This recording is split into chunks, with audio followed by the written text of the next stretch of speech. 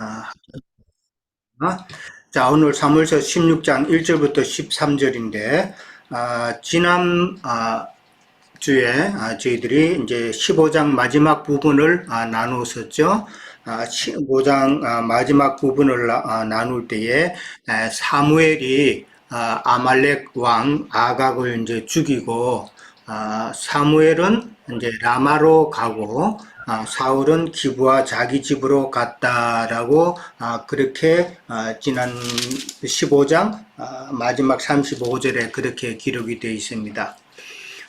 서로 이제 각자 갈 길을 가는 것이죠. 사무엘은 자기 집이 있는 라마로 가고, 사울은 기브와 자기 집으로 갔다. 이 말은 이제는 서로 완전히 결별된 상태다라는 것을 이제 이야기하고 있는 것이죠. 그러고 나서 사무엘이 사울을 다시는 만나지 않겠다라고 이제 그렇게 또 나오니까요. 사실은 사무엘과 사울의 그 관계는 참 어떻게 보면은 서로 잘 관계를 맺었더라면은 서로가 윈윈, 요즘 말로 말하면 윈윈 한다는 말이 있죠. 서로가 참 서로에게 도움이 되고 서로가 참 큰 도움을 받아서 크게 성장하는 그런 내용인데, 서로가 참 윈윈 할 수 있는 그런 조건을 다 갖추고 있었죠. 사무엘은 사울을 힘입어서 두 아들에게 사사직분을 계속 이어갈 수 있는 그런 이익을 볼 수 있는 그런 형편이었죠. 그리고 또 사울은 또 사무엘의 그 종교적인 힘을 힘입어서 자기의 그 왕위를 계속 강화하고 그 다음에 이어갈 수 있는 그런 형편이었다는 것이죠. 그러니까 사울과 사무엘이 서로 마음만 잘 맞고 그렇게 했더라면은 서로의 각자의 그런 욕망, 욕심을 채워줄 수 있는 그런 관계였다라는 것을 말하는 것이죠. 그러나 하나님의 뜻은 사사시대를 종결하고 또 사울의 후사가 이스라엘 상속받는 것을 원하지 않았다는 것이죠. 그러니까 하나님은 그 사사시대를 끝내고 이제는 다윗을 통해서 아들의 나라를 그렇게 세우시고자 하는 하나님의 경륜이 있는 것이죠. 그러니까 다윗의 나라를 세웠고, 그 다음에 사울의 후사가 이스라엘을 이어받지 못하게 하신다는 말은, 어떻게 보면 사울은 세상 종교인들을 대표하는 그런 모습이니까 종교인의 그런 모습을 가지고는 아들의 나라를 상속받지 못한다라는 그런 영적인 의미도 우리는 생각해 봐야 된다라는 것이죠. 그런 면에서 하나님께서는 사무엘과 그 사울의 욕망을, 욕심을 한꺼번에 그냥 딱 꺾으셨다라고 그렇게 우리는 생각해 볼 수 있습니다. 그럼에도 불구하고 하나님께서는 여전히 사무엘이나 사울을 지금 쓰고 계시는 것이죠. 쓰고 계시는데, 사무엘은 참 사무엘대로 할 일이 있고, 사울도 사울대로 아직은 할 일이 있다는 것인데, 그게 이제 하나님의 마음에 감추어진 비밀을 위해서 해야 될 일이 있는 것이죠. 사무엘에게서 아직 할 일이 남았다는 것은 우리가 알다시피 이제 오늘 나오는 내용이죠. 다윗을 이제 왕으로 세우는 기름 붓는 그 일이 사무엘에게는 남아 있었기 때문에 하나님께서는 사무엘을 아직 쓰시는 것이고, 그 다음에 사울은 다윗이 왕으로 완전히 자리 잡기 전에 사울을 통해서 다윗은 또 많은 연단의 그 과정을 받아야 되기 때문에 사울을 통해서 하나님께서 하시고자 하는 일은 바로 연단시키기 위한 도구로 사울을 아직 왕으로 두고 계신다라는 것을 우리가 생각해 볼 수 있습니다. 이제 1절에 이제 들어가면은 내가 이미 사울을 버려 이스라엘의 왕이 되지 못하게 하였거늘 네가 그를 위하여 언제까지 슬퍼하겠느냐라고 나옵니다. 이 언제까지 슬퍼하겠느냐 이 말을 보면서 우리는 이 사무엘의 그 슬픔이 좀 오래됐고 좀 깊다라는 그런 뉘앙스를 풍기죠. 그만큼 슬퍼했다라는 이야기인데 이 사무엘의 슬픔을 우리는 좀 생각을 해봐야 됩니다. 사울이 왕이 이제 폐위가 되었으니까 사울을 참 안타까워해서 슬퍼했다라는 그런 말은 아니다라는 것이죠. 이 문맥으로 잘못 보면 이 사울이 왕 삼은 것도 하나님께서 후회하시고 그 다음에 하나님께서 사울을 폐위시켰으니까 사무엘이 슬퍼하는 것은 그 일을 슬퍼하는 것이 아닌가 생각해 볼 수 있지만은 그것은 아니다라는 것이죠. 사무엘이 슬퍼하는 것은 지난번에도 잠깐 말씀드렸지만은 사울이 왕이 이제 폐위가 됨으로써 주변국들이 참 전쟁을 치러서 침략하게 되면은 참 어려움이 있을 그런 경우가 되겠죠. 그 다음에 국가의 그 질서적인 면에 있어서도 참 왕이 없으면은 참 여러 가지 혼란함이 이제 많이 생기니까 그것을 염려했을 수도 있다라는 것이고, 그 다음에 또 우리가 생각해 볼 것은 이 슬픔은 사울에 대한 슬픔이 아니라 사무엘 자신의 슬픔이다라는 것이죠. 사무엘 자신의 슬픔이라는 것은 아까 서두에서도 말씀드렸지만은 자기의 그 뜻이 무너진 것이죠. 이제 자기의 두 아들로 통해서 사사를 계속 이어가고자 했던 자기의 그 뜻이 무너짐에 대한 슬픔이다라고 그렇게 생각해 볼 수가 있습니다. 그러니까 지금 1절에도 자세히 보시면은 내가 이미 사울을 버려 이스라엘 왕이 되지 못하게 하였거늘 일이라고 나옵니다. 그런데 왜 슬퍼하느냐 이 말이죠. 이 말은 사울을 폐위해서 더 이상 이제 사울을 통해서 사무엘의 그 욕망을 얻을 게 없는, 욕망을 채울 수 있는 그런 형편이 아닌데 왜 아직까지 그것을 포기 못하고 슬퍼하느냐라는 이런 뜻으로 저는 이게 보입니다. 그렇게 생각해 볼 수도 있고, 그래서 어떻게 보면은 사무엘을 하나님께서 지금 책망하시는 면도 조금 있다라고 보는 것이죠.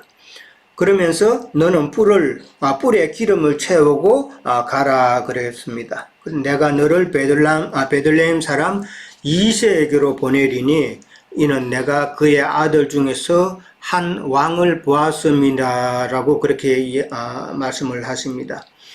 여기서 이제 한 왕을 보았다라는 말은 한 왕을 이미 하나님께서 선택하셨다라는 그런 뜻입니다. 보았다라는 말은 선택하셨다라는 그런 뜻인데, 너는 뿔에 기름을 채우고 가라라고 그렇게 이야기를 합니다. 이 뿔이라는 단어는 케렌이라는 단어를 쓰는데 우리가 잘 아는 양의 뿔이죠. 양의 뿔을 가지고 거기에 기름을 담아서 가는 것입니다. 뿔은 우리가 잘 알듯이 어떤 그 왕권을 상징하는 그런 단어죠. 그런데 사무엘이 기름 부을 때는 뿔을 갖고 가지 않았습니다. 한번 찾아볼까요? 사무엘상 10장 1절에 보면은 그냥 사무엘이 기름병을 가져다가라고 그렇게 표현을 합니다. 그러니까 뿔과 병가의 그 차이점입니다. 뿔은 그때 임직을 하면서 위임을 하면서 기름을 붓는 것인데, 뿔에다가 기름을 담아갔다는 것은 그 왕의 정통성을 상징한다는 그런 의미가 있습니다. 그 다음에 뿔에 기름을 담아서 이제 그 기름 부었다라는 것은 하나님께서 기뻐하신다는 그런 의미도 포함되어 있고, 그 다음에 긍정적인 그런 의미죠. 그런 의미가 있는 반면에 이 병에 기름을 넣어가지고 갔다라는 이 병이라는 단어는 파크라는 단어인데 이거는 아까 뿔은 왕의 정통성을 상징한다고 그랬지만은 이 병을 가지고 가면은 왕의 비정통성, 필요에 따라서 일시적으로 위임을 한다는 그런 의미가 포함되어 있다는 것이죠. 완전히 하나님께서 기뻐해서 위임하는 것이 아니라 필요에 따라서 하나님께서 일시적으로 위임을 한다라는 그런 의미가 있다는 것을 우리는 생각해 볼 필요가 있습니다. 지금 사울이 하나님께서 일시적으로 필요했기 때문에 그를 지도자로 세웠고 허락을 했던 것이지 하나님께서 원했던 것은 아니다라는 것이죠. 그 차이를 우리가 생각해 봐야 되고, 열왕기상 1장 39절에 가면은 솔로몬도 왕으로 기름 부음을 받을 때에 뿔에다가 기름을 채워서, 간유죠, 뿔에다가 기름을 채워서 솔로몬에게 부었다라는 내용이 나옵니다. 그렇지만은 열왕기하 9장 1절 이하에 가면은 예후가 왕이 될 때에 그때는 또 기름병에다가 기름을 담아가지고 갔다라는 것. 그러니까 뿔과 병, 그 차이를 우리는 좀 생각을 해 봐야 됩니다. 그리고 지금 하나님께서 다윗을 지금 두고 한 내용 중에 내가 그의 이세의 아들 중에서 한 왕을 보았다라고 그렇게 말씀을 하셨습니다. 다윗을 두고는, 하나님께서 기뻐하시는 자를 두고는 지금 왕이라고 표현을 합니다. 우리가 지난번에도 배웠지만은 9장 16절에, 사무엘상 9장 16절에 보면은 사울에게는 하나님께서 왕이라는 표현을 안 쓰신 것을 잘 알고 있을 겁니다. 그때는 보면은 9장 16절에 가면은 지도자라는 표현을 썼습니다. 나기드라는 지도자라는 표현을 썼죠. 그 말은 하나님의 뜻이 아닌 백성의 요구로 세워졌다라는 그런 뜻이죠. 그렇지만은 지금 다윗을 두고는 지금 왕이라는 표현을 썼습니다. 왕은 우리가 잘 아는 대로 멜렉이죠. 멜렉. 근데 이 왕이라고 표현한 것은 하나님의 마음에 합한 자다라는 그런 의미를 지금 포함하고 있다라는 것이죠. 그러니까 사울을 먼저 세우시고 난 다음에 지금 다윗을 세우시겠다는 것은 우리가 하나님의 경륜을 잘 알고 있잖아요. 항상 첫 것은 패하시고 그 다음에 두 번째 것을 온전히 세우시는 그런 하나님의 경륜을 우리는 볼 수 있다라는 것이죠. 지금 사울이 다스리는 나라, 그 다음에 또 나중에 다윗이 다스리는 나라, 이것은 다 믿음의 세계를 상징하는 의미잖아요. 다윗의 나라, 그 다음에 사울의 나라, 이건 다 믿음의 세계를 상징하는 것인데, 사울이 다스리는 나라라는 말은 세상 교계를 비유하는 그런 말이죠. 세상 교계를 비유하고 그들은 문자적으로 참 하나님의 말씀을 이해하는 그런 신앙 체계를 두고 사울이 다스린 나라다라고 그렇게 표현을 한다는 것이죠. 그리고 그 나라는 백성이 원했던 나라다라는 것이죠. 거기에 비해서 다윗이 다스리는 이 나라라는 것은 세상 교회가 아닌 주님의 참 교회다라는 것을 암시하고 있는 것이죠.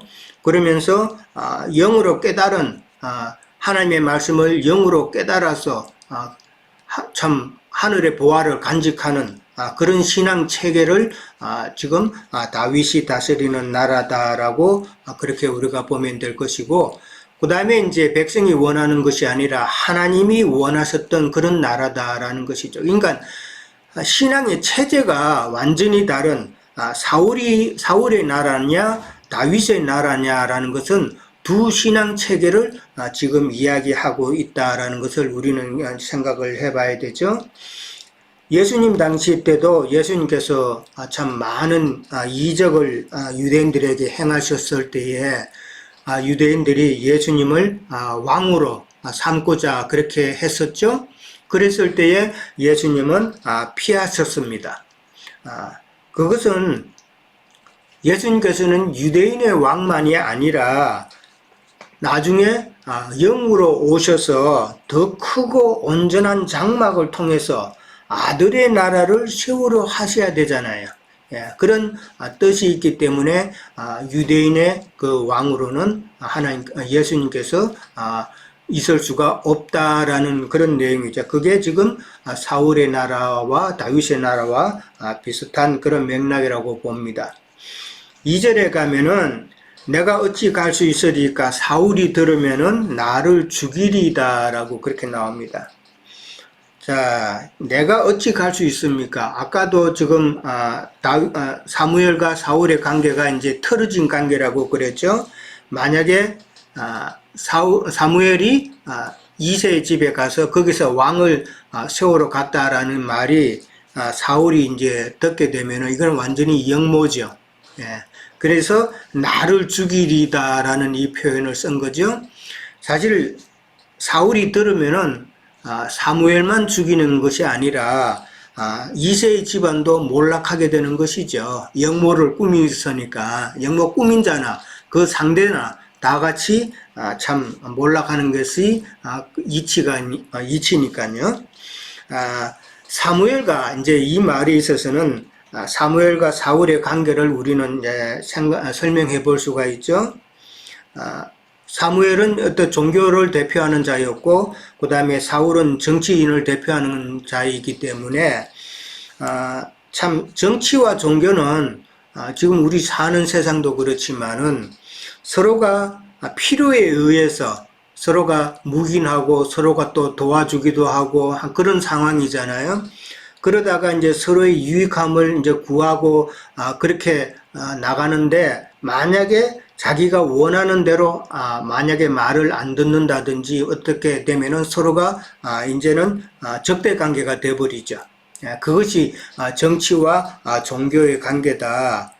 지금 2절에서 사무엘이 이렇게 두려워하는 것도 바로 그런 관계가 되었기 때문에 좋을 때는 참 좋은 그런 관계지만은 지금은 틀어진 관계에서는 참 자기의 그 죽음을 두려워할 수밖에 없는 그런 상황이 된다라는 것이죠. 참 그런 불안한 상황에서 사무엘은 하나님께 자문을 구했겠죠. 그랬을 때에 하나님께서 암송아지를 끌고 가서 말라기를 내가 여호와께 제사 드리러 왔다 하라라고 이제 그렇게 이야기를 합니다. 여기서 제사 드리러 왔다는 것은 화목 제사입니다. 암송아지를 끌고 가라고 그렇게 말씀을 하셨으니까 레위기 3장 1절에서 5절에 보면은 화목 제사 때에 그 제물은 수송아지나 그 양이 암컷이나 수컷 다 되는 것입니다. 번제는 수컷만으로 드리는 걸로 알고 있어요. 거기에 따라서 하목제는 암컷도 드릴 수가 있으니까 그래서 암송아지를 끌고 갔다는 말이니까 하목제사를 지금 이야기하고 있다라고 그렇게 생각해 보면 될 겁니다. 그러니까 암송아지를 끌고 가서 번제를 드려라 이제 이렇게 하나님께서 말씀을 하십니다. 사실 사무엘은 실로의 성소가 오래전이죠. 실로의 성소가 블레셋 사람에게 완전히 이제 멸망당한 이후에는 사무엘이 사사로서 그 다음에 선지자로서 어느 성읍이라도 가서 그 성읍에서 자연스럽게 하목제사를 드림으로써 백성들의 그 정신적인 지주 역할을 사무엘은 감당을 했다는 것이죠. 이제 그것을 하나님께서는 또 상기시키면서 그렇게 베들레헴 이새의 집으로도 가서 그렇게 하라라고 그렇게 말씀을 하신 것입니다. 3절에 가면은 2절을 이제 그래서 제사에 청하라 그랬는데 2절을 제사에 청함으로써 참 사실은 이후에 이제 나중에 이새의 가문 그러니까 다윗의 가문이죠. 이새의 가문과 그 사울의 가문과는 참 서로 앙숙 관계가 되는 것을 우리는 잘 알죠. 사무엘하 16장 5절에서 8절에 보면은 사울 가문에 있던 그 시므이가 다윗이 압살롬의 반역으로 참 피난을 갈 때에 그 피난을 가는 다윗을 따라다니면서 시므이가 참 다윗을 저주한 내용이 나옵니다. 그러니까 그때부터 이제 그걸로 봐서 이제 사울의 가문과 다윗의 가문, 이새의 가문이 서로 앙숙지간이었다라는 것을 알 수가 있죠. 내가 네게 알게 하는 자에게 나를 위하여 기름을 부을지라라고 그렇게 말을 합니다. 그러니까 하나님께서 사무엘에게 말씀하시는 자에게 나를 위하여 기름을 부어라라고 그렇게 이야기합니다. 기름을 붓는다는 것은 사울 때는 백성의 요구와 사무엘의 그 이익에 따라서 기름을 부었죠. 그러니까 10장 1절에 보면은 사무엘이 그냥 사울을 보고 그냥 기름을 붓습니다. 다윗처럼 내 마음에 합한 자라는 어떤 사인도 없이 그냥 사무엘이 사울에게 기름을 붓는 내용이 나옵니다. 그렇지만은 3절에 보면은 나를 위하여 기름을 부어라 라고 그럽니다. 기름 붓는 목적이 나오죠. 나를 위하여라고 그랬습니다. 참 하나님의 마음에 합한 자라는 그런 의미가 되겠죠. 이렇게 기름을 붓는다는 것은 다윗에게는 하나님의 명령에 따라서 기름을 붓는다라는 사실을 말씀하고 있는 것이죠. 기름을 붓는다는 것은 오늘날 세상 교회에서 목사 안수하고 하는 그런 내용인데, 신학교에서 목사 안수를 하는 것은 하나님을 위하고 그 다음에 하나님의 마음에 합한 자를 선택하는 것이 아니라 목사 안수함으로써 그 신학교와 그 다음에 신학교가 속한 그 교단과 그 교단의 그 확장의 수단으로 이제 목사 안수를 많이들 하죠. 어느 교단에서 목사가 많이 배출이 되었느냐 하는 것이 그 교단의 그 힘을 지금 과시하는 척도가 되는 것이니까 그것은 다 하나님의 마음에 합한 것이 아니라 사람을 위한 자기네들의 목적을 위한 것이다라는 것을 우리는 다시 한번 생각해 볼 수가 있죠. 4절에 가면은 성읍 장로들이 떨며 그를 영접하여 이르되 평강을 위하여 오시나이까 그렇게 이 말을 합니다. 성읍 장로들이란 말은 이제 유다 지파 장로죠. 지금 이새는 유다 지파잖아요. 이새의 집안은 유다 지파니까 유다 지파 장로들이라고 볼 수 있고, 그들이 떨며 그를 영접했다 그랬습니다. 그러니까 유다 지파 장로들은 한 가지 좀 마음에 끓이는 게 있죠. 지난번 사울이 아말렉을 칠 때에 다른 11지파에서는 군사가 20만 명을 보냈는데 제일 큰 유다 지파는 10,000명만 겨우 보냈죠. 예, 그런 걸로 봐서는 유다 지파는 사울과는 그렇게 좋은 관계가 아닌데 지금 사무엘을 영접했다라는 이 말을 보면은 사무엘은 여전히 지지한다라는 그런 의미로 생각해 볼 수가 있겠습니다. 근데 성읍 장로들이 떨며라는 이 표현에 있어서는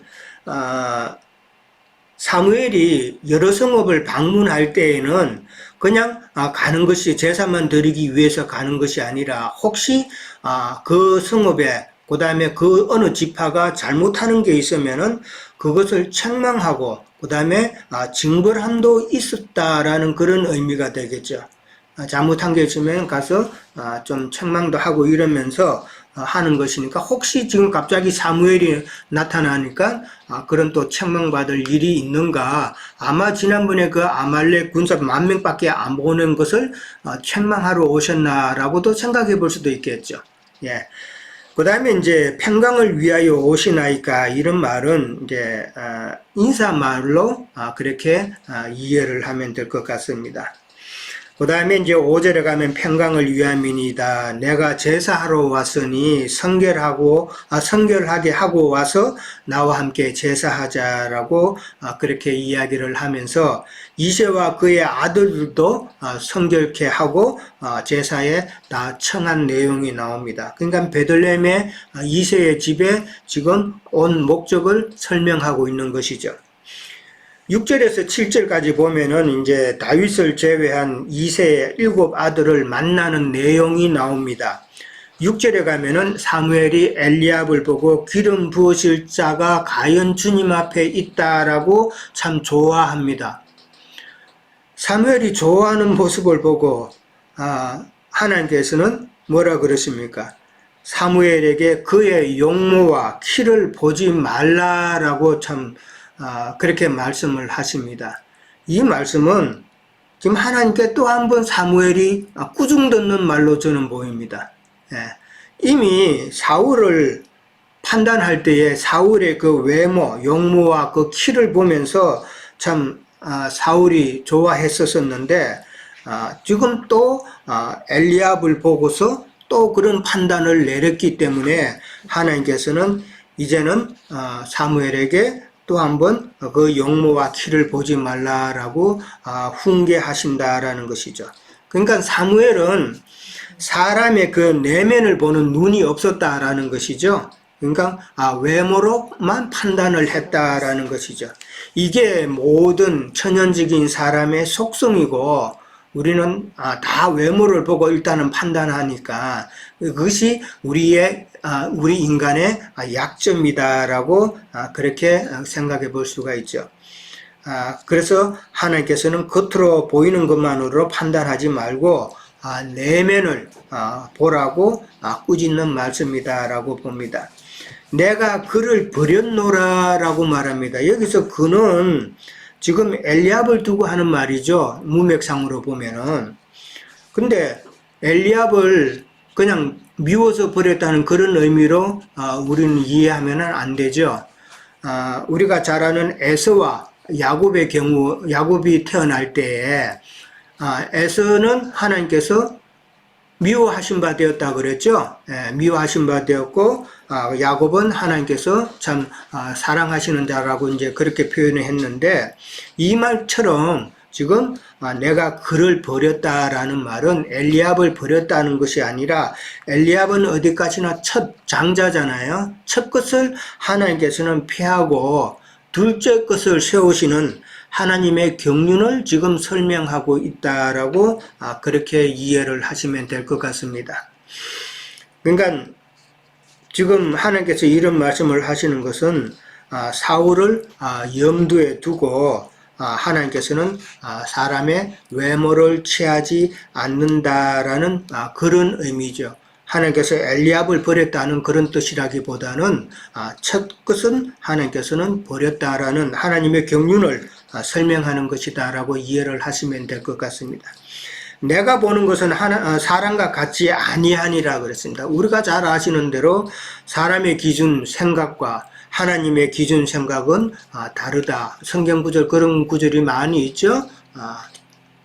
그 다음에 이제 사람은 외모를 보거니와 나 여호와는 중심을 보느니라. 참 우리가 너무나도 잘 아는 말씀을 하나님께서 하십니다. 사람은 외모를 보거니와 나 여호와는 중심을 보느니라 할 때에 이 외모라는 이 단어는 아인이라는 단어입니다.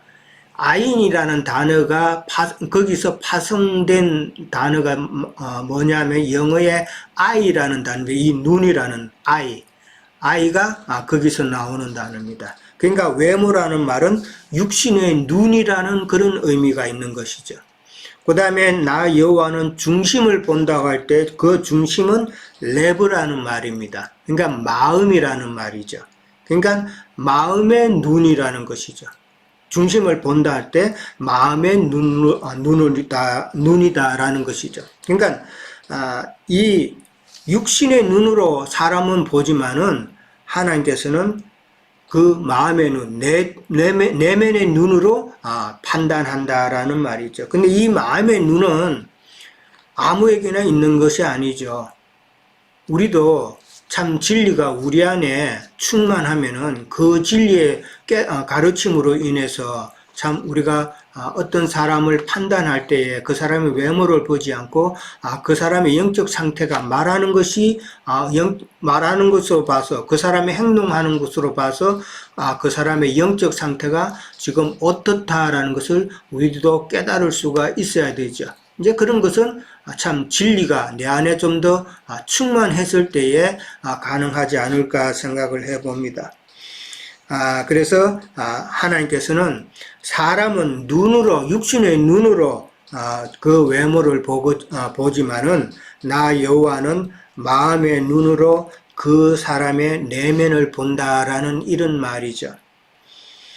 그러니까 우리도 예수님을 이제 이해할 때, 역으로 생각해 보면 예수님을 이해할 때 사람이 육체적으로 외모를 보는 것처럼 우리가 육체적으로 예수님을 그렇게 이해하지 말고, 그 다음에 진리로 거듭난 영으로 우리가 예수님을 이해를 해야 된다. 그러니까 예수님의 말씀을 우리는 이해해야 된다라는 그런 이야기죠.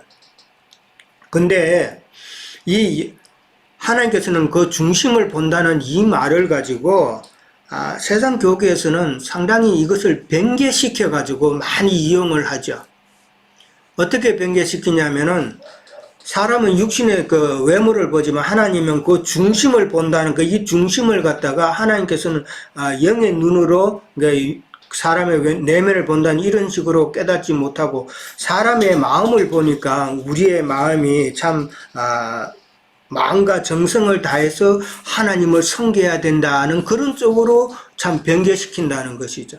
그래서 정성을 다해서 거룩한 종교인이 되는 그런 쪽으로 설교를 많이 하는 것을 우리가 평생을 들어왔을 겁니다. 세상 교계에 있으면서도 목사님들이 그런 설교로 많이 했죠.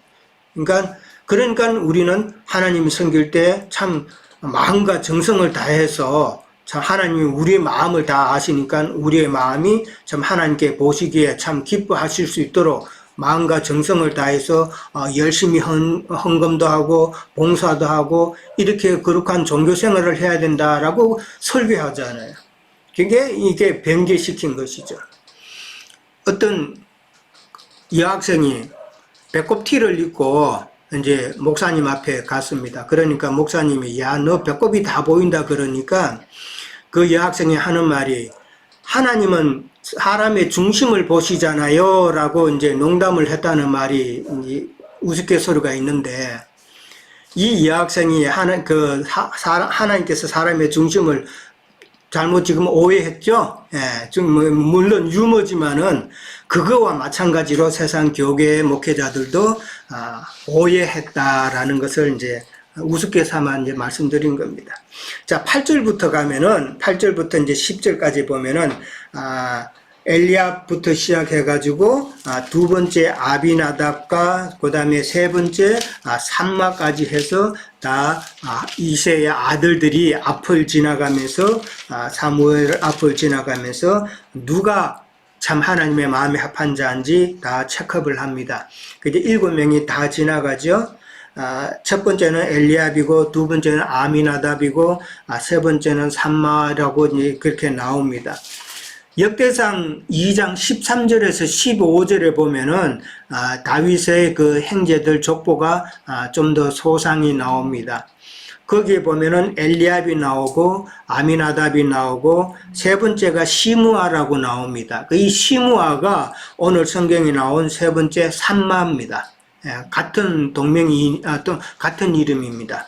그 다음에 이제 역대상에는 느다넬이 나오고 그 다음에 랏대가 나오고 오셈이 나오고 그 다음에 다윗이 나옵니다. 그러니까 역대상에서는 지금 아들의 이름이 7명이에요. 7명인데 지금 오늘 사무엘상에서는 8명이죠. 7명이 지나갔다 그랬죠.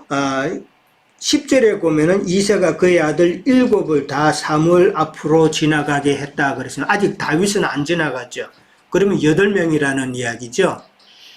근데 이제 역대상에서는 7명만 나왔기 때문에 역대상에 기록될 때는 아무래도 아들 중에 누가 뭐 죽었지 않았나 그렇게 생각을 해볼 수도 있는 거죠. 자, 그 다음에 이제 11절에 가면은 다 여기에 있느냐라고 묻습니다. 그럴 때 이새가 아직 막내가 남았는데 그는 양을 지키나이다 라고 그렇게 나옵니다. 이 양을 지킨다라는 표현이 나왔습니다. 이 말은 지금 다윗이 혼자서 양을 지키고 있다는 이 말인데, 양의 목자 대신 예수님을 지금 예표하는 그런 표현이잖아요. 양의 목자 대신 참 목자 대신 예수님을 상징하는 그 말을 지금 암시하고 있다. 여기 막내가 남았다라고 막내라는 표현을 썼습니다. 이 막내라는 것은 이제 물론 제일 어린 그런 의미도 있지만은 제일 작다라는 그런 의미도 있습니다. 지금 엘리압은 뭐 영모도 좋고 키도 크고 이런 것 비해서 다윗은 제일 작은 그런 막내다라는 그런 비교하는 그런 의미로 볼 수가 있죠. 자, 다윗이 제일 막내가 지금 양을 지키고 있다는 이 말에서 우리가 생각해 볼 수 있는 것은 이새의 판단으로는 지금 모든 형제가 사실은 양을 치고 있었던 때라는 것이죠. 다윗 혼자 양치는 것은 아니었다라는 것이죠. 그 이새의 아들 모든 형제가 양을 치고 있었는데 사무엘이 와가지고 지금 아들들을 불러가지고 그러니까 정결케 하고 이제 제사에 참여시키도록 하니까 제일 막내인 다윗은 아직 어른이 안 됐다고 판단하는 것이죠. 실제로 어른이 안 될 수도 있고, 그러니까 어린 아이는 제사에 참여하지 못하기 때문에 다윗은 배제했다라고 그렇게 생각을 해볼 수도 있지 않나 생각을 합니다. 그러니까 당연히 형들이 돌보던 그 양은 다윗이 지금 떠맡은 상태에서 혼자 들에서 양을 치고 있고, 다른 7 형들은 지금 성결케 하고 난 다음에 지금 제사에 참여하기 위해서 사무엘 앞에 나왔다라는 이런 내용이죠. 그러니까 사무엘의 관점이나 지금 이새의 관점이나 지금 똑같은 관점이죠. 외모로만 보고 겉으로만 판단한 그런 천연적인 사람의 관점에서 본 것이다라는 것을 생각해 볼 수가 있죠. 12절에 가면은 이제 다윗이 나타납니다. 그의 빛이 붉고 눈이 빼어나고 얼굴이 아름답더라라고 그랬습니다. 그의 빛이 붉고, 이 빛이라는 것은 우리가 사람들에게 있어서도 얼굴의 빛을 이야기하잖아요. 하색이 돈다 그러고 오늘 얼굴 빛이 좋다 뭐 그렇고 뭐 혈색이 좋으네 뭐 이런 이야기를 하죠. 근데 그의 얼굴 빛이 지금 붉다라고 그렇게 표현을 했습니다. 붉고 그 다음에 눈은 빼어나고, 이 빼어난다는 말은 눈이 아름답다라는 그런 의미죠. 눈이 아름답다라는 말은 우리가 라헬의 눈이 아름답다라는 그 내용을 아시죠? 창세기에 그 말은 참 영안이 밝다라는 그런 의미로 우리는 알고 있잖아요.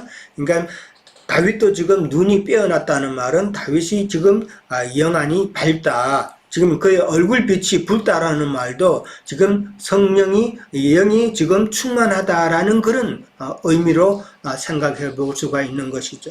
그 다음에 얼굴이 아름답더라라고 그랬습니다.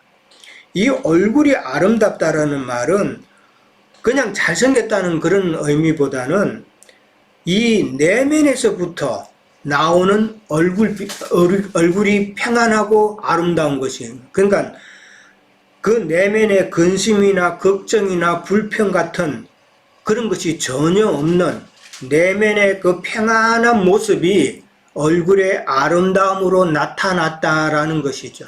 그러니까 내면의 그 평안한 모습은 바로 영 안에 있는 그런 모습이잖아요. 얼굴이 붉고 눈이 맑다는 것은, 아름답다라는 것은 참 다윗의 그 내면에 진리의 영으로, 하나님의 영으로 충만해 있기 때문에 나타나는 모든 표현이다라는 것이죠. 그러니까 눈이 붉고, 눈이 빼어나고, 그 다음에 얼굴 빛이 붉고 얼굴이 아름답다라는 말은 진리의 영으로 하나님의 은혜가 참 다윗에게 충만한 그런 모습이다라고 이해를 하시면 될 것 같습니다.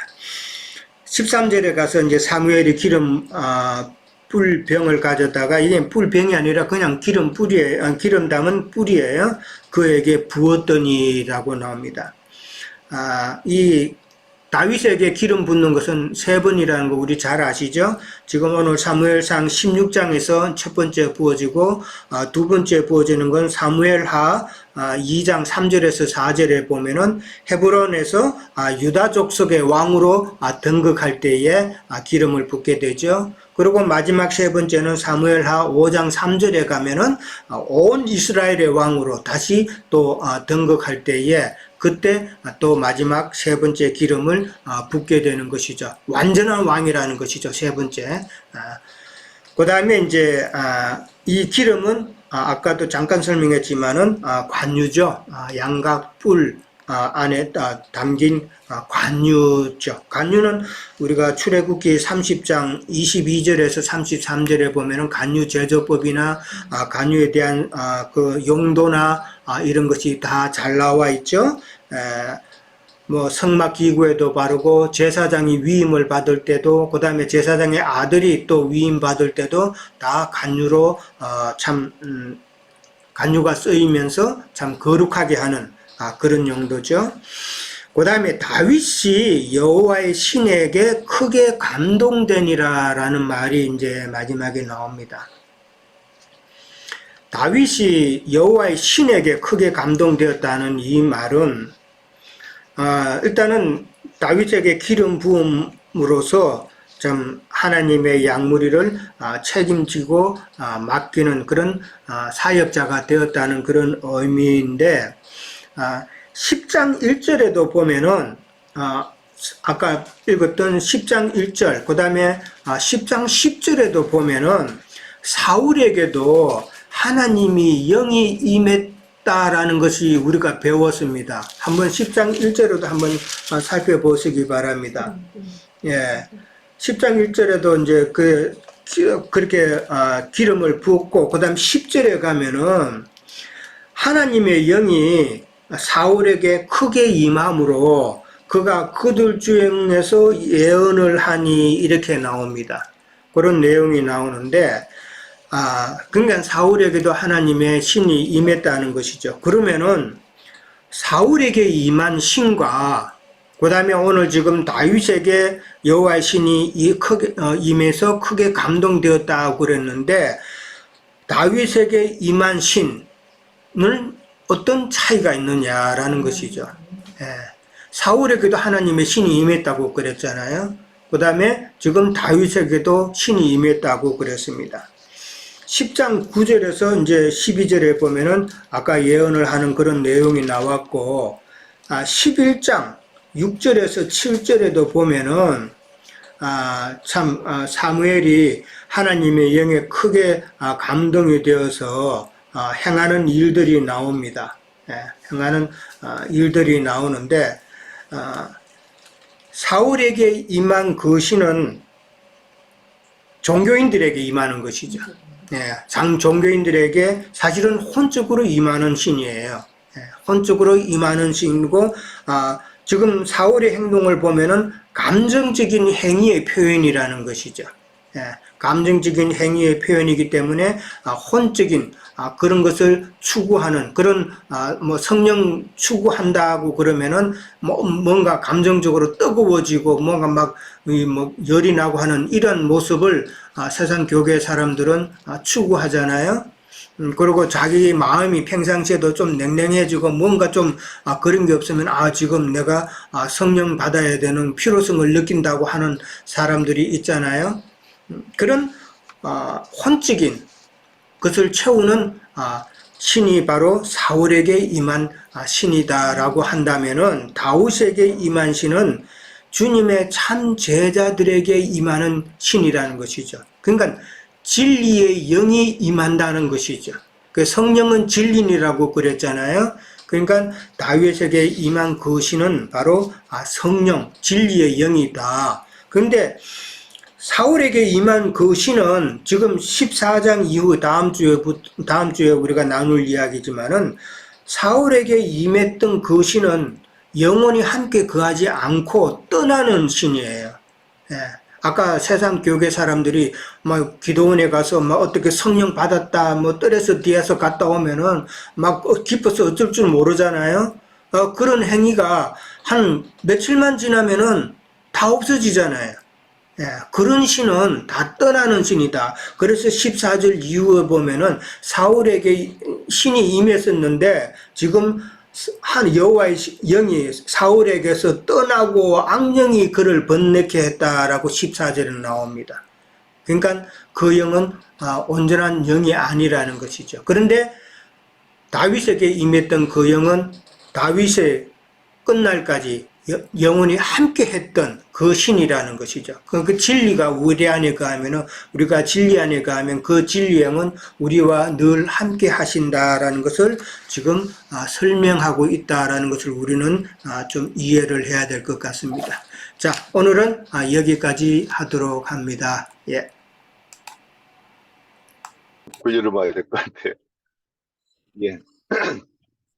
저는 뭐 다른 부분은 유영재님께서 이렇게 쭉 말씀하신 부분은 저기 하고, 그 다윗이 하나님이 어떤 사람인가로 이렇게 보는 거를 12절에서 자세히 설명하셨다고 이렇게 보여요. 근데 첫 번째, 그러니까 일곱 아들을 데리고 왔는데 다윗은 여덟 번째 아들이라고 하는 것도 우리가 눈여겨봐야 되지 않는가. 그래서 우리는 이 여덟이라고 하는 것에 대해서 영적으로 적용하는 그 부분이 어떤 부분인지를 아니까. 근데 다윗은 여덟 번째 아들이었구나. 이 부분도 이렇게 이제 오늘 보이고요.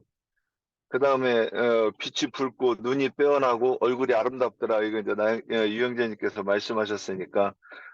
그래서 하나님께서는 내가 왜 이 사람을 그 이스라엘 왕으로 세울 사람으로 나는 이렇게 보였느냐 그러면 거기에 대한 그 설명을 이렇게 자세히 하고 계시지 않았는가.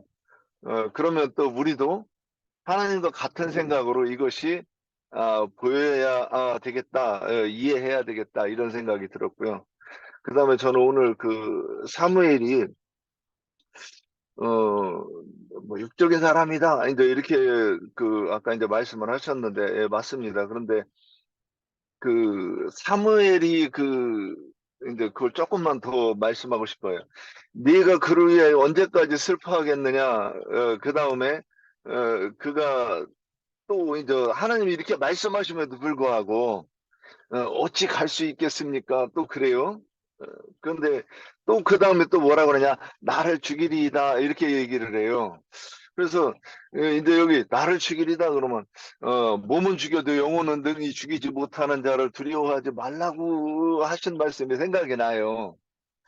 그런데 구약에서 예전에 우리가 이렇게 진리의 말씀을, 영과 생명의 말씀을 공급받지 못할 때는 이런 것들이 뭐가 어디가 이렇게 구약의 사람들과 신약의 사람들이 신앙의 어떤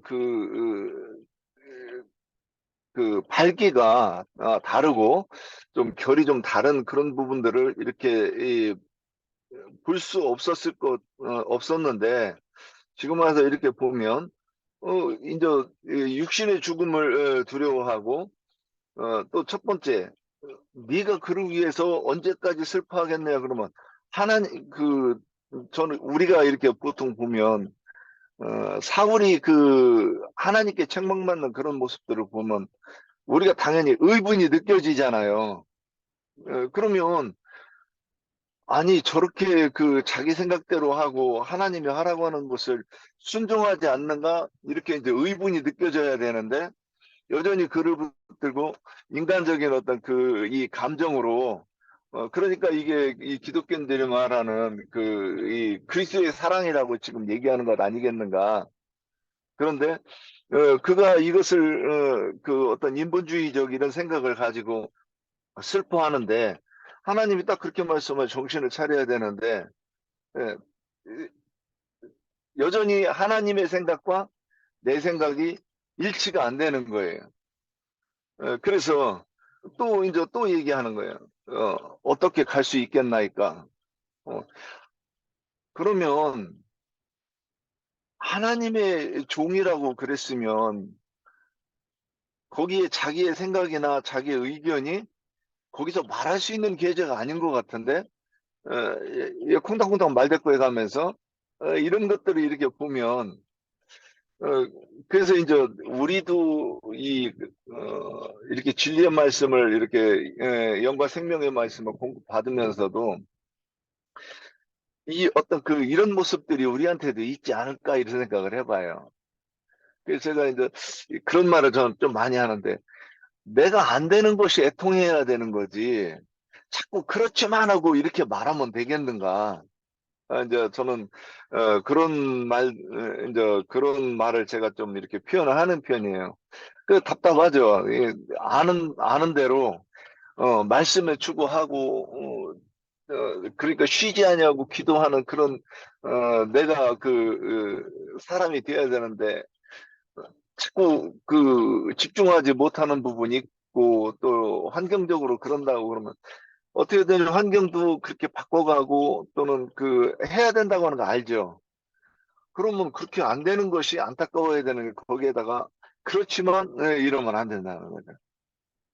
그 다음에 또 말씀이 딱 있으면 내가 그것이 순종이 안 되는 것이 또는 깨닫지 못하는 것이 안타까워서 내가 이 안타까워해 가면서 주님 나를 좀 불쌍히 여기시고 은혜를 여기세요 이렇게 해야 되는데 그렇지만을 거기다 갖다 붙이면 이제 이게 순종하지 않겠다는 그런 것 아닐까. 그래서 하나님 앞에 사무엘도 이렇게 보이지 않았을까 이런 생각을 좀 하면서 보았습니다. 예, 여기까지입니다.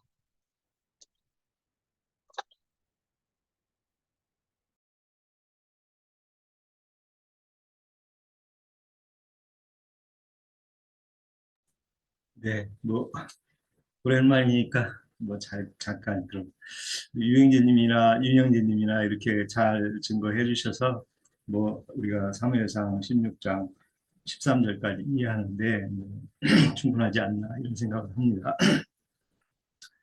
어, 다윗은 이제 여덟 번째 아들이라고 이렇게 증거를 하고 있는데 그 여덟은 뭐 우리가 잘 알다시피 이게 부활의 수죠. 그래서 계시록에 보면 그 땅의 일곱 교회를 이렇게 나열을 하시면서 내 백성은 이제 거기서 나와라 하는 걸로 또 이렇게 하늘에 앉혀진 자들을 또 이렇게 부르시는 이런 사무엘상 16장 13절까지를 읽으면서 좀 생각을 해봤습니다. 또 우리가 여기에서도 그 겉사람과 속사람을 다시 한번 이렇게 생각하게 되고 또 신앙의 노선을 우리가 뭐 다 형제님 증거를 통해서 장로님 증거를 통해서 우리가 많이 들은 바고 가인의 길과 아벨의 길 이렇게 어떤 진리의 신앙을 하는 데는 쪼개고 쪼개고 하는 그런 그 노선을 우리가 이해할 수 있는 것 같습니다. 그래서 우리가 이제 나인님을 통해서 하늘의 장작기회를 이렇게 실현하고 형제님의 그 금기름을 붓는 진리의 말씀들을 우리가 이렇게 받고 있는데 거기에는 항상 그렇게 또 이렇게 나눠지는 그 형제님 사역에서 우리가 이해해 볼 수 있어요. 그래서 참 끝까지 우리가 이 진리의 신앙을 놓지 않는다는 것은 우리의 그 표대를 잃지 않는다 이렇게 또 같이 생각할 수 있다고 봅니다. 그래서 신앙의 여정에는 늘 변수가 있고 또 우리가 그 사무엘이 이제 애통했다고 그러는데 사울을 두고 그런 것은 저도 우리가 지체들 어떤 한 지체가 이렇게 또 다르게 이렇게 노선을 어떤 사정 어떤 상황으로 인해서 이렇게 그런 거 보면 참 마음이 애통이 돼요. 또 다시 한번 좀 말을 좀 붙여보고 싶고 무엇 때문에 이렇게 마음이 상해서 우리의 노선을 또 이렇게 다른 게 가는지 그런 마음도 저는 좀 생각을 해봤습니다. 뭐 우리가 어떤 말씀을 가지고 여러 가지로 생각할 수 있는 그런 넓은 폭이 우리에게는 있다고 봅니다. 그래서 끝으로는 이제 주님은 이제 심중을 보신다고 그랬는데, 참, 그, 복음서 마태복음에 나오죠. 심령이 가난한 자는 복이 있다. 이렇게 이제 하셨는데, 사실, 우리가 겉사람으로 들을 때는 아까 우리 유행진님이 증거했는데, 에, 그 기존 종교에서 그 중심을 보시는 하나님을 그렇게 그 오남용해가지고 그 자기네들 체계를 구축하는데 아주 참 오남용해서 그렇게 자기네들의 그 치부를 더하는데 어떤 종교의 그 성을 쌓는데 아주 이렇게 그 이용하는 걸 보면 참 에, 어떻게 보면 참 안타깝죠. 그런 것들을 보면 사실은 진리의 말씀을 우리가 얼마나 갖고 있고 진리라고 하면 거기에 우리가 어떻게 순종하는 속사람이 있느냐, 속사람의 분량이 어떻게 되어 있느냐에 대한 그런 그 중대한 그 관점이 있는데 그것이 결국은 주님 앞에 그리스도의 심판 때에 우리의 신앙의 분량이 정확하게 드러날 건데 그런 것들을 놓치는 이 기존 세상교회의 그 목회자들과 그 따르는 그 운명한 신자들을 볼 때 참 안타까움이 많이 있습니다. 그래서 더 나아가는 진리들이 그들 안에는 있을 수가 없는 거죠. 그 중심의 안에 진리의 말씀으로 받아들여서 진리의 분량을 이루는 우리가 흔히 뭐 영적인 그런 의미를 많이 두는데 그 영적인 의미에 대해서도 참 생각이 저는 많습니다. 어떤 지체분들은 영적이라고 하는 그 영에 있는 그 속사람을 가지고 잘못 오해해서 판단하는 부분이 있는 것 같아요. 물론 뭐 겉에 있는 말씀을 잘 적용해서 영에 있는 말로 영의 생각으로 변화돼야 되는 게 이제 궁극적인 목표인데 영적이라는 것으로 오남용하는 뭐 소위 영리주의자들도 있지만 정말 하나님의 말씀은 영이시기 때문에 이 영의 말로 정확한 이해와 그 영의 분량이 우리 안에 속사람으로 잘해서 하나님이 뜻하는 바를 잘 이해하고 그들을 안에서 그 안에서 하나님의 분량을 이루어가는 온전함을 이루어가는 이 과정이 우리에게는 정말 중차대하다 이렇게 볼 수 있겠다고 봅니다. 마치겠습니다. 예. 아, 1시간이 넘었는데, 혹시 다른 말씀 하시고 싶으신 지체 계십니까? 예. 어쨌든 우리 마무리 장로 형제님 해주시겠어요? 제가 좀 느낌이 있어가지고. 예. 누구예요? 애자자매님? 네. 예, 소리가 너무 적은데요? 소리 안 들린다. 목소리가 좀 작아요. 예, 좀 더 소리를 키우셔야 되겠어요. 소리를 다, 예, 잘 들려요? 예, 예, 조금, 작다. 저기, 여기서 조금 미팅이 있어가지고요. 그, 7절에, 여호와께서 사무엘에게 이르시되 그의 용모와 키를 보지 말라. 내가 이미 그를 버렸노라. 내가 보는 것은 사람과 같지 아니하니 사람은 외모를 보니까 나 여호와는 중심을 보느니라. 이렇게 말씀하셨는데 여기 보면 12절에서도 보면은 얘 사람을 보내어 그를 다윗을 데려갔을 때 귀에 빛은 붉고 눈은 빼어나고 얼굴이 아름답더라. 여호와께서 이르시되 이는 그니 일어나 그에게 기름을 부으라 하십니다. 여기서 조금 느낌이 있는 것은 그 주님이 그 사복음서에 보면은 그 제자들을 불렀을 때 그 필립이 나다나엘을 그 데리고 왔잖아요. 그럴 때 그 나다나엘이 그랬어요. 그 우리가 메시아를 만났다. 그 필립이 그랬을 때 나다나엘 무슨 나사렛에서 선한 것이 나오겠냐. 그러면서 이제 필립이 나다나엘을 주님 앞에 데리고 왔을 때 주님이 그랬었잖아요. 너는 참 이스라엘 사람이라 그 속에는 반사하는 것이 없다. 그렇게 말씀하셨을 때 필립이 나를 아시나이까 했을 때 너희가 필립이 너를 부르기 전에 무화과 나무 밑에 있을 것을 내가 보았다. 이렇게 말씀하셨는데 무화과라는 것은 이제 유대교에 있을 때 그 말씀하신 거잖아요. 그러니까 전에도 내가 잠깐 체험했던 것인데 예, 뭐 처음부터 끝까지 생각은 안 나는데 주님이 그러시더라고요. 너는 사람 보는 것으로 말하고 생각하고 말한다. 나는 너와 같지 않다. 사람과 같지 않다. 나는 보는 것으로 말하고 생각하지 않는다.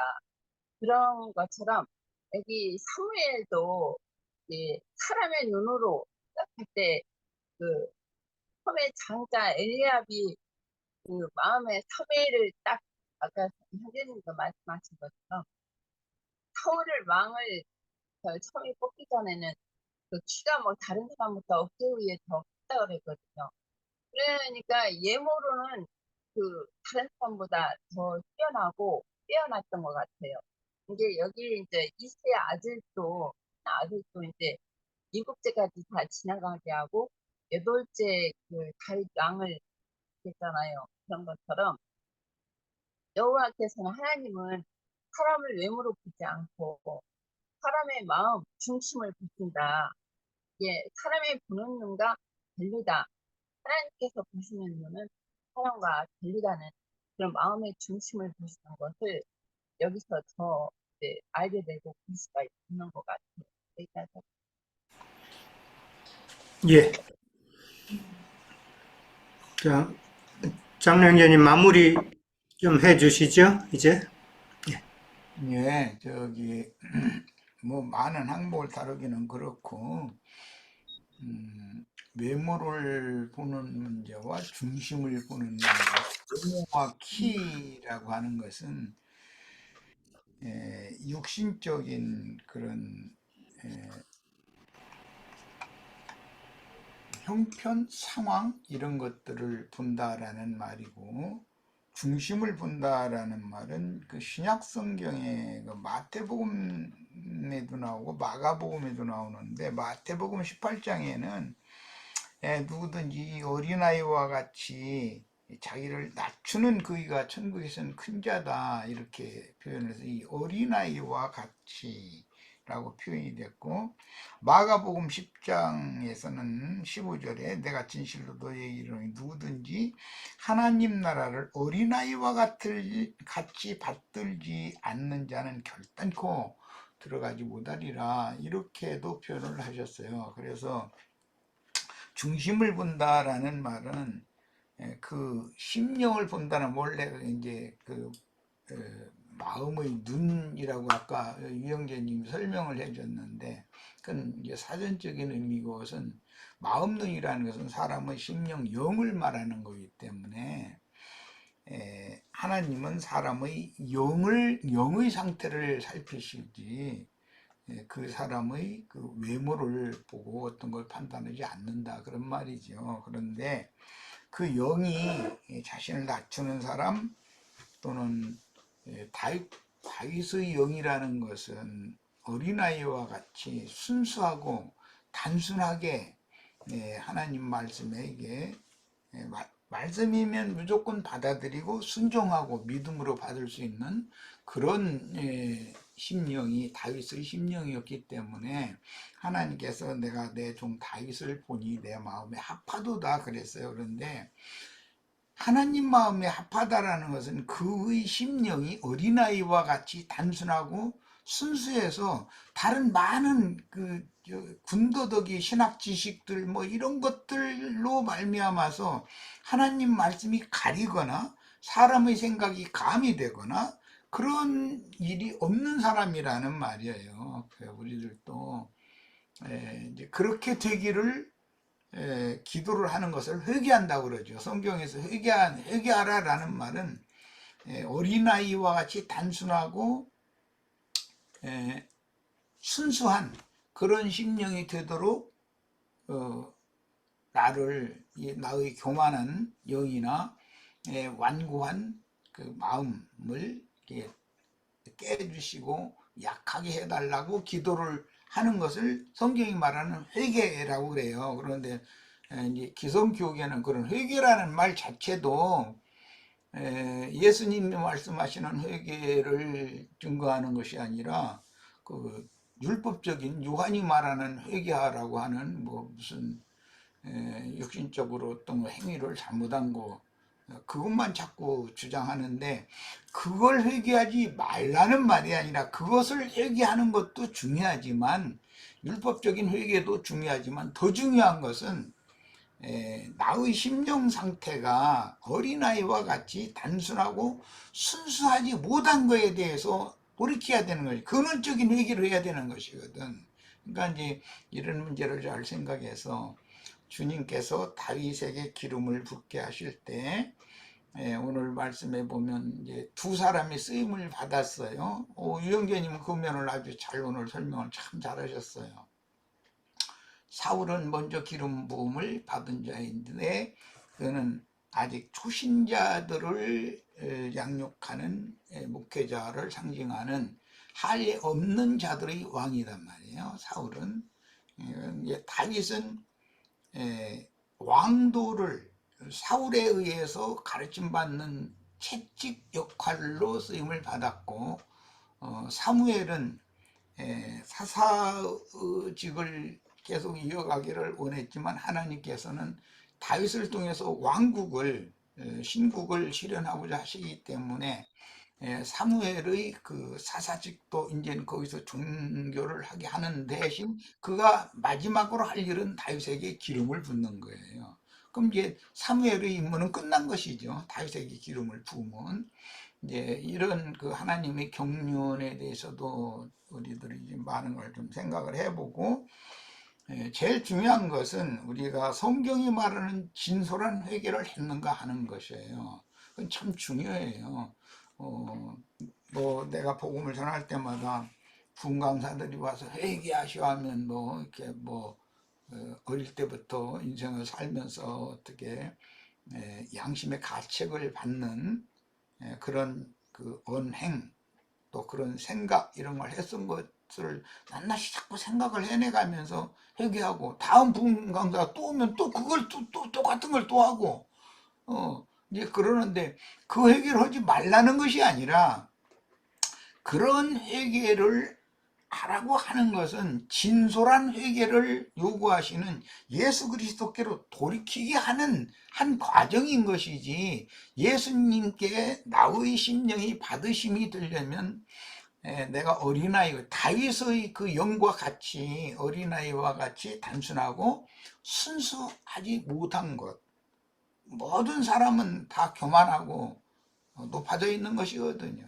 그리고 자기 자존심이라는 것이 무너지면 그 사람이 죽는 건데, 그걸 막 무너뜨리지 않으려고 얼마나 노심초사하고 발버둥을 치고, 누구 어떤 상대와 대화를 나눠도 자기 자존심 무너뜨릴까봐 막 조심하고, 자존심을 조금만 건드리면 이제는 막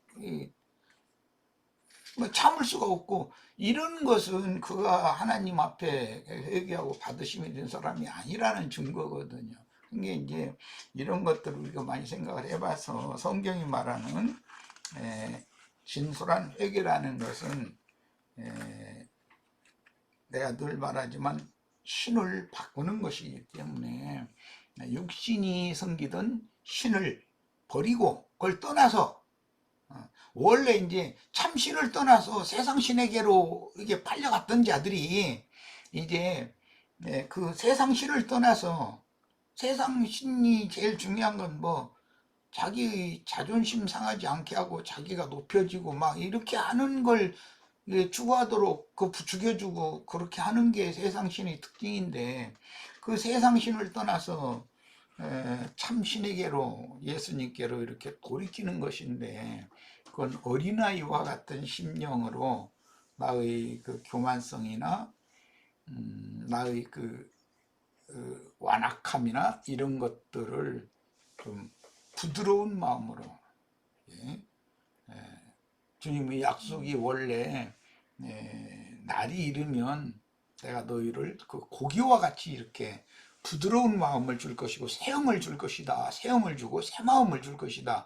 이게 돼야만 복음이 받아들여지고 믿어지는 거기 때문에 영적으로 그런 게 그런 회개를 꼭 하셔야 되겠다. 이제 이걸 내가 뭐 중간중간에 너무 많이 자주 이런 얘기를 하다 보니까 회개를 촉구하는 어떤 그 말씀 증거를 하면 사람들이 좀 대부분 듣기를 싫어하는데 그거는 그게 복음을 진솔하게 받아들이지 않았을 가능성도 있는 사람들이 그게 자세거든요. 그러면 안 되죠.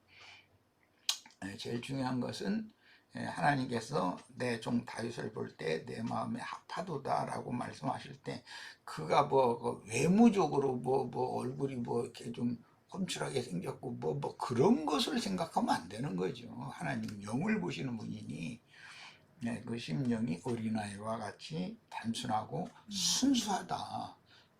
그러니까 다윗을 하나님이 마음에 합하게 여겼기 때문에 그에게 그 하나님의 왕국을 대리통치하는 왕으로 세우고자 하는 거라는 거죠. 그런데 그런 순수한 사람이었지만 왕도를 배우는 과정 문제는 또 다른 문제예요. 아무리 회개하고 돌이켰고 하나님 말씀을 진솔하게 받아들이고 하는 사람이라도 양육이라는 게 필요한 것이거든요. 영적인 양육이. 그래서 그 사울이 하나님이 사용하시는 회초리로 사랑하는 아들은 초다를 해서 길러야 너무 당연한 거기 때문에 옹냥옹냥해서 기르면은 사울왕처럼 할례 없는 자들을 대표하는 그런 사람이 되기 때문에 다윗을 그렇게 기르는 용도로 사울이 꼭 필요했다. 그러기 때문에 사울이 먼저 세움을 받고 그 다음에 사사들 그 중에서도 사무엘이 다윗을 위해서 쓰임을 받은 것이고 다윗 시대의 사무엘은 다윗을 하나님의 말씀을 전해서 하나님을 벗어난 어떤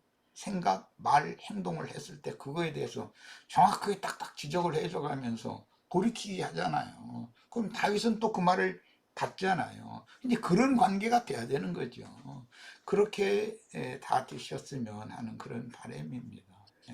맞습니다.